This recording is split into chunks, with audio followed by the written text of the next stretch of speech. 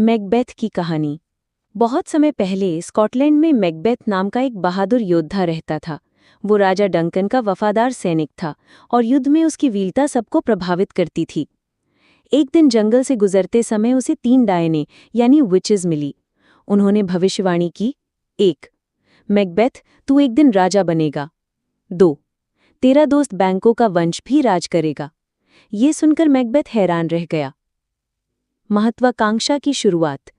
जब मैकबेथ ने ये बात अपनी पत्नी लेडी मैकबेथ को बताई तो उसने कहा, अगर राजा बनना है तो मौका अभी है, राजा डंकन को हटाना पड़ेगा। लेडी मैकबेथ ने उसे उकसाया और मैकबेथ ने डर डर कर ही सही लेकिन राजा डंकन की हत्या कर दी। राजा की मौत का इल्जाम दूसरों पर डालकर वो खुद राजा बन गया। डर और शक। राजा बनने के बाद मैकबेथ चैन से नहीं रह सका। उसे याद रहा कि डायनो ने कहा था बैंकों का वंश भी राज करेगा। इस डर से उसने अपने दोस्त बैंको और उसके बेटे फ्लायंस को मरवाने की कोशिश की। बैंको मारा गया लेकिन उसका बेटा बच निकला। अब मैकबेथ का डर और बढ़ गया। अंधविश्वास और खून की आंधी।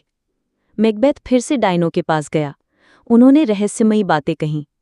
कोई भी औरत से जन्मा आदमी तुझे नहीं मार सकता। तू तब तक सुरक्षित है जब तक बिरनम का जंगल तेरे किले तक नहीं आ जाता। मैकबेथ को लगा कि अब वो अमर है। इसी विश्वास में वो और क्रूर बन गया और जिसने भी उसका विरोध किया उसे मार डाला। अंतिम युद्ध। आखिरकार राजा डंकन का बेटा मैल्कम और वीर मैकडफ सेना लेकर मैकबेथ से लड़ने आए। मैल्कम ने सैनिकों से कहा कि वे पेड़ों की टहनियां लेकर आगे बढ़ें ताकि लगे कि पूरा जंगल चल रहा है। इस तरह बिरनम का जंगल मैकबेथ के किले तक आ गया। युद्ध में मैकडफ ने मैकबेथ को ललकारा।